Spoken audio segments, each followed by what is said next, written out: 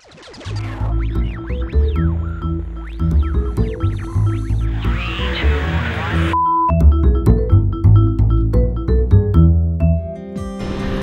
allemaal and welcome to this week's episode of TulipTV. I'm Barbara Arnold, and this week I have been wondering about why is it that Canadians make you take off their shoes when you come into their house. I googled it and Google wasn't very helpful. So I went around and talked to friends and to Canadians on the street, and the overall opinion was, well, it snows a lot, it's a lot colder here, so we make you take off your shoes. Well, I get that. I don't want people walking around my house with messy shoes.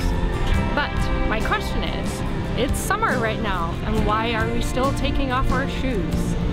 Are we creatures of habit, or is it just a thing we do as Canadians? Do you make your people take your shoes off? And here's what's coming up next.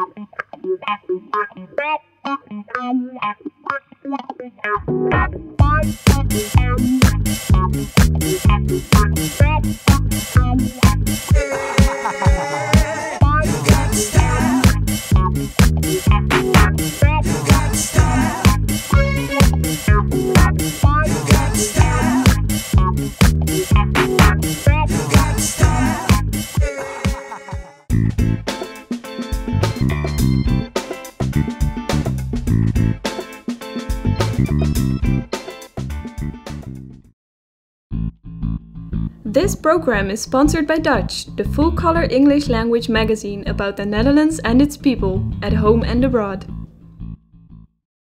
Canada to Leave is the online community for the Dutch living in Canada and the Canadians living in the Netherlands. Canada to Leave, wherever you live.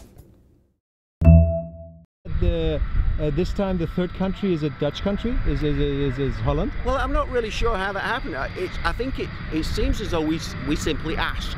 Somebody, one of our members, Faber, asked the Dutch consulate, hey, could you guys come to the show? And actually Jean asked for your F-16s. And they said, well, we can't bring the F-16s, but we can bring the DC-10 tanker. Good. And the rest is history.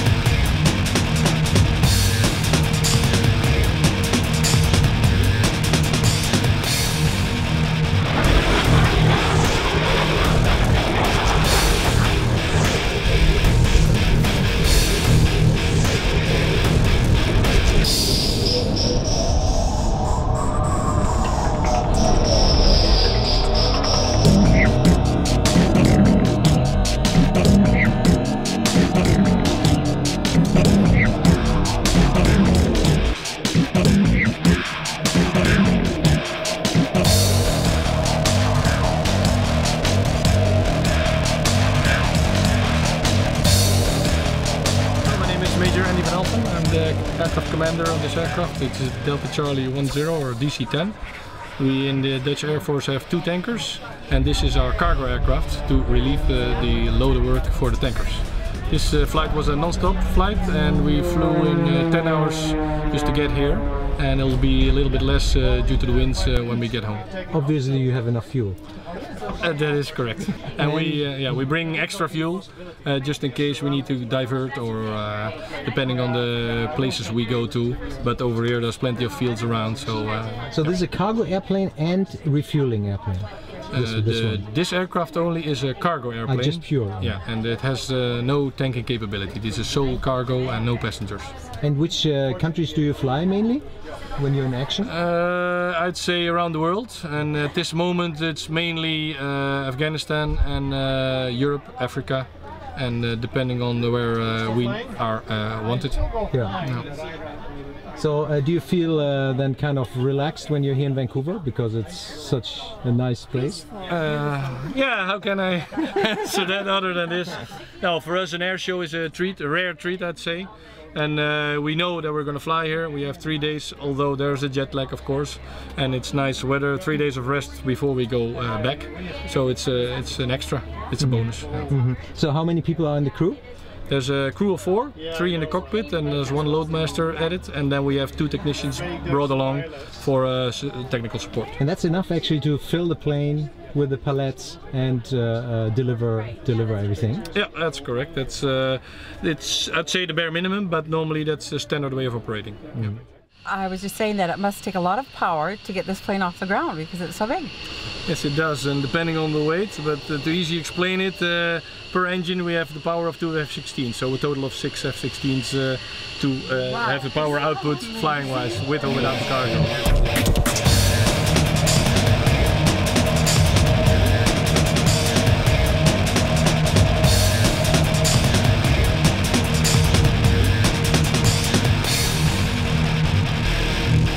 Where are we heading for? Ja, ik natuurlijk wel, voor jullie niet. Alles wat eigenlijk vierkant lijkt, zo is het simpelst uit te leggen, is nieuw. Als je normaal in een vliegtuig zit, dan heb je oude klokjes en klokjes zijn in principe rond. Dus alle power instrumenten. Je hebt in feite, uiteraard zie je 2 stuurknuppels, een jokes noemen we dat, 2 piloten voorin.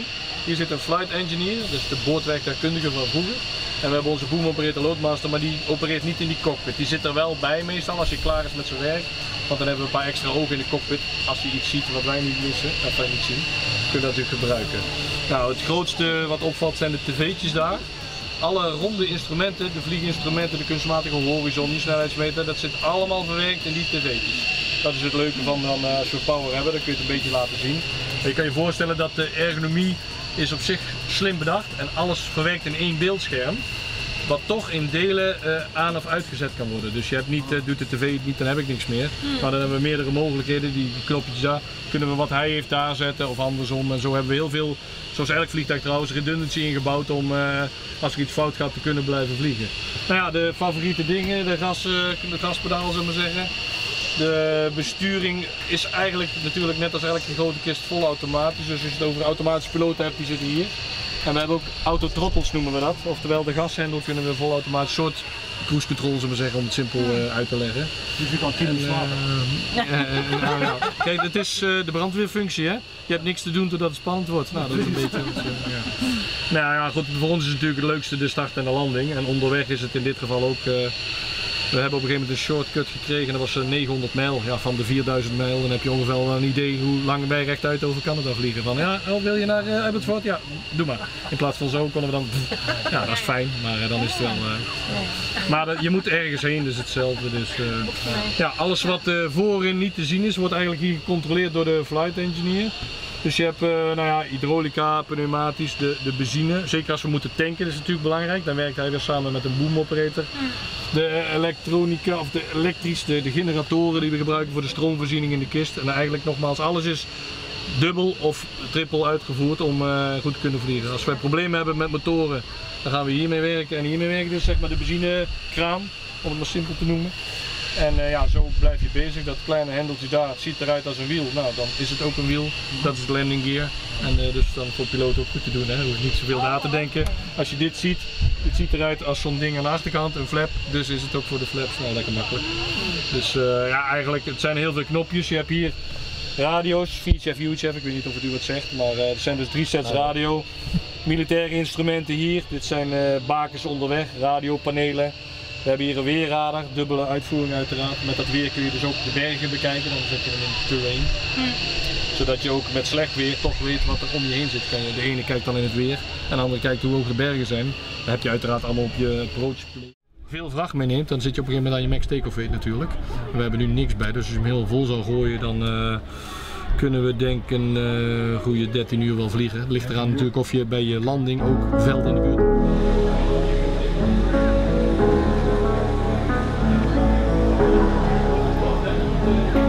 My name is Faber. One time I was a member, actually a director of the Abbotsford Flying Club. And I just felt that because of the relationship, the strong relationship that exists between Canada and Holland, that Holland should be a part of the 50th anniversary of this show. And it would be a debut performance, from what I understand, is the first time that the Dutch Air Force actually participated in any Canadian air show. And I just wanted to participate, I wanted to put that together. Well, you could almost, not quite. It's Americans, Canadians, and Dutch getting together in a very, very casual and camaraderie type of atmosphere. The people that host this thing, they've been hosting this for 42 years. They've been coming here for 42 years, flying their own airplane from San Francisco. And I felt that's a great venue to have the Dutch Consul General and some staff from the Dutch Air Force that are here to be part of this. Why the Dutch flag was there? The Dutch flag?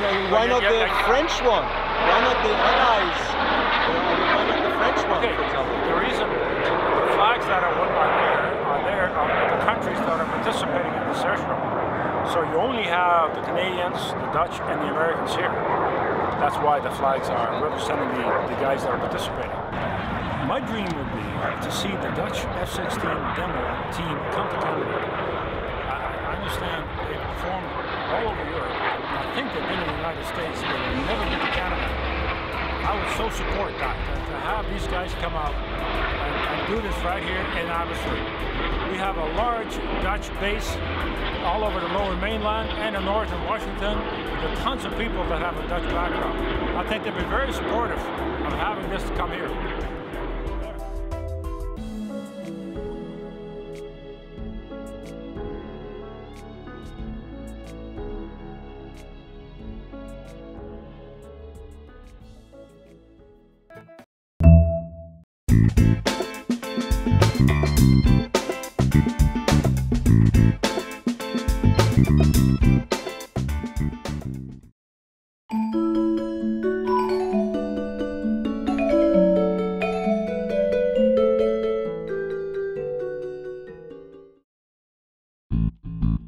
This program is sponsored by Dutch, the full-color English language magazine about the Netherlands and its people, at home and abroad.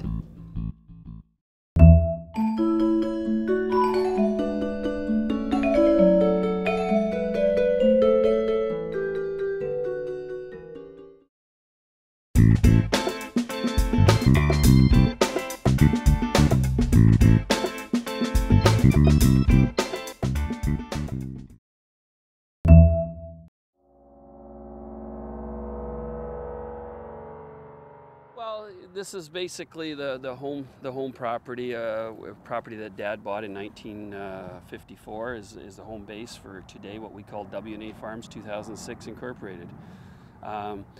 Is where where everything happens. It's the sales operation. It's the storage facilities. It's the homelands. It's the cattle operation. My purebred Angus cattle herd. That's for beef, right? Yes, yeah, and we now sell on virtually organic beef right here to the general public as well.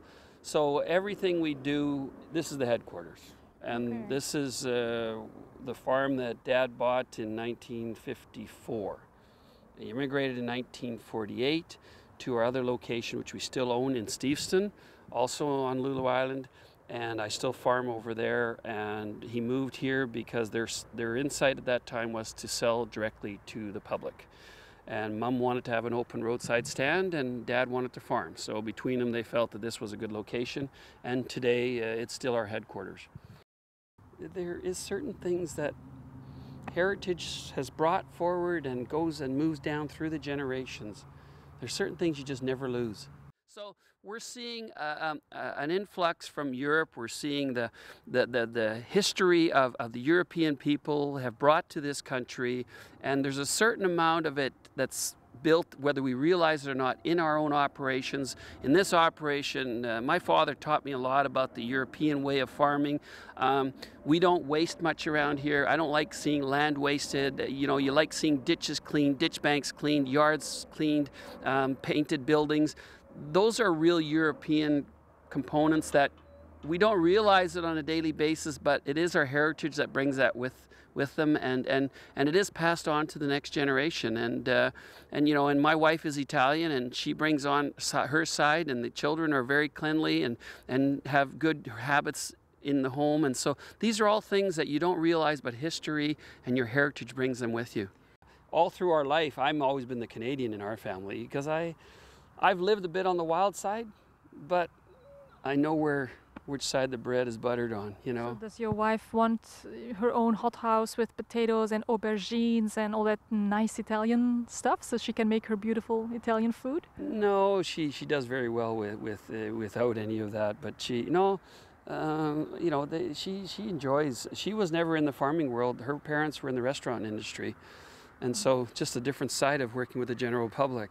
But she wouldn't have it any different. I mean, she does everything now in sales, and she's great. And again, our store, the Europeans coming in there. Okay, we get the Dutch. They love to speak their Dutch. Well, if I'm there, they can do that. And if the Italians come in, well, they can talk to my wife, and she speaks fluent Italian. Well, they're in seventh heaven. Yeah. And you know, and so you still have your European touch all the way through, and that's something that'll never go away. Ben je ook zo Hollands, gelijk zij? No, I've always been the Canadian in the family. Okay. I'm the Canadian person. But you know, I appreciate my heritage, my roots. Yeah. I've been to Holland probably 14 times. I was just there 2 months ago. Oh. So. What did you do there? Well, that wasn't a very happy occasion. Oh. I went to a funeral service for my dad's last brother passed away. Oh. So that's the last of that era of family members. So it was really important that I be there for them. So yeah, but you know, it gave me a great opportunity. And over all these years of going, I never went at this time of the year. So it was the first time that I toured Amsterdam. Mm-hmm. And Rotterdam, because other times outside of agriculture you could only go in the wintertime. So when you are in Holland, do you speak Dutch with the people there? Oh yeah, I can speak Dutch pretty fluently too. Yeah, okay. So that works. I see you have Punjabi employees, and Punjabis are traditionally also a rural and agricultural people. So do they give you tips? Do they have their own knowledge that they bring and that they share with you? Well, not so much in that respect, but again, the influx of what they like to eat. Their traditional foods and vegetables that they prefer. Yeah, because they're vegetarians, most of them. Exactly. So they bring that to the table, and then that makes us think about what are we going to grow that's going to be different, that the new people are bringing on. Today we have a major influx of Oriental people into this area, and so now we have to make the change to accommodate.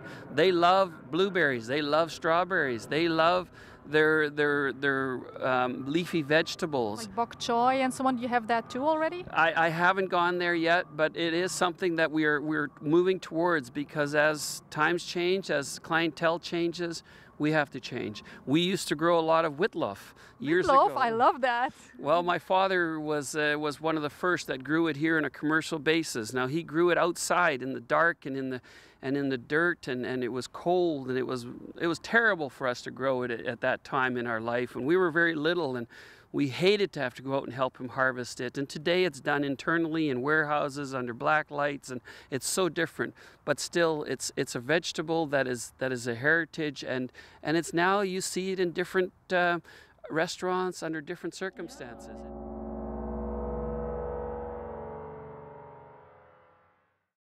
We call this the United Nations Farms. Mm-hmm. We have Indian people, we have East Indian people, we have Chinese, we have Mexican, we have Canadian. Virtually, I have any kind of workforce that's available. Dutch too? We have had exchange students over the years. In the last few years, not so much anymore. The younger Dutch people are finding other jobs than working in agriculture when they come over here on exchange programs. The biggest influx is Mexican and Filipinos that have come over here today. So how can you talk to them? Do they all speak English already, or do you have to learn some Spanish to get along with them? Well, we've come a long way with sign language, and we have ways of communicating with few words, but a lot of them today, English is pretty well known all across the world, and we have ways of communicating, and it works. I have 9 full-time employees, and then I have another 60 part-time employees that come on when picking seasons is needed for whether it's strawberries or cucumbers or potato harvest or pumpkin harvest. And I work with contractors, so throughout the year it can be pretty hectic with the amount of people that are on this farm. Do you have to provide for accommodation for these people too? No, that is one thing that I haven't done yet, is brought that on, and that is an aspect that I'm looking at for the future, to have a more consistent clientele of workforce, but at this point I'm doing pretty good with people living off the farm and coming to work.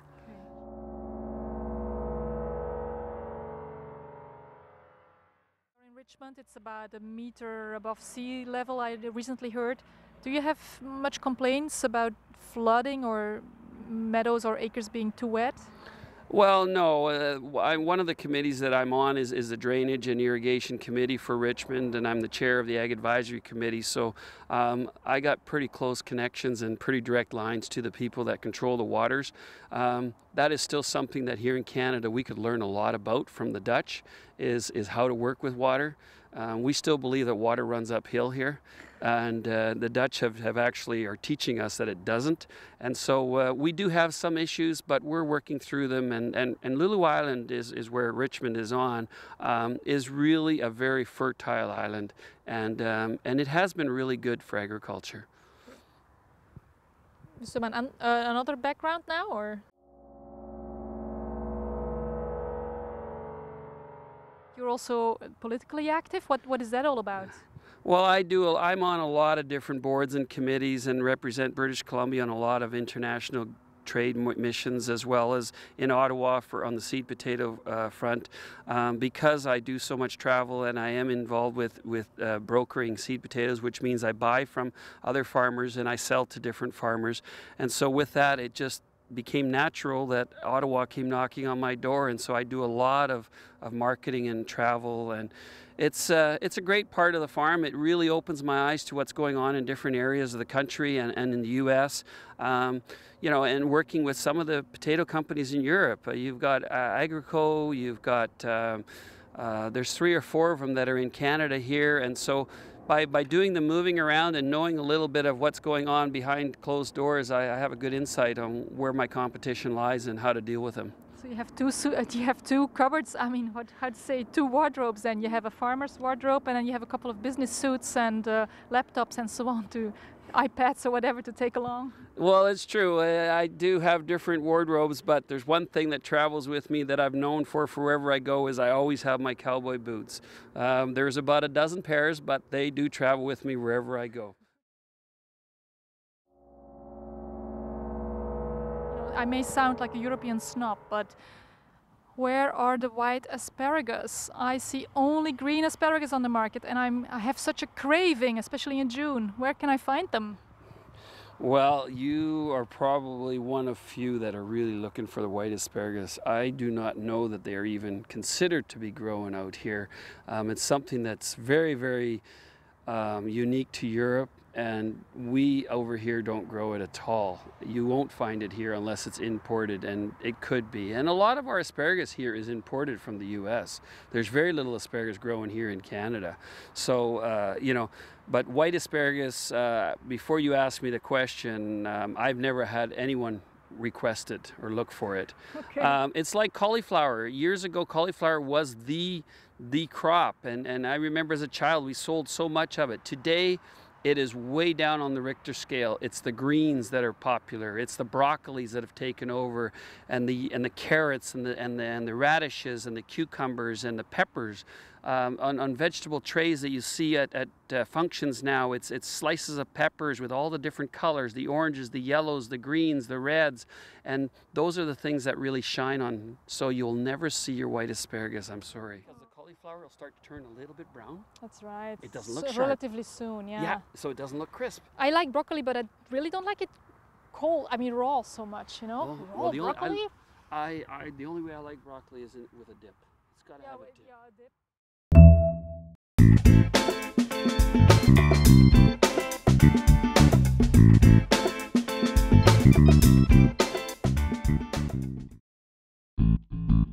This program is sponsored by Dutch, the full-color English language magazine about the Netherlands and its people, at home and abroad. Canada to Leave is the online community for the Dutch living in Canada and the Canadians living in the Netherlands. Canada to Leave, wherever you live.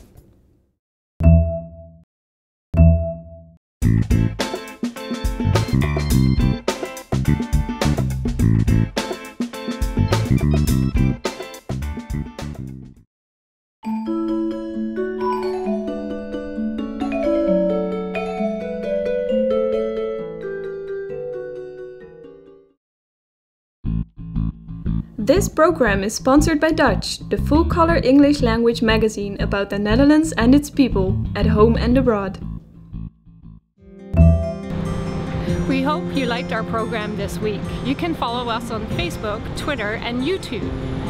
And if you'd like to sponsor us, go to our website at www.tuliptv.com and click on Donate. On behalf of everybody here at Tulip TV, we'd like to thank you for watching us today, and we hope you'll watch us again next week. Tot ziens!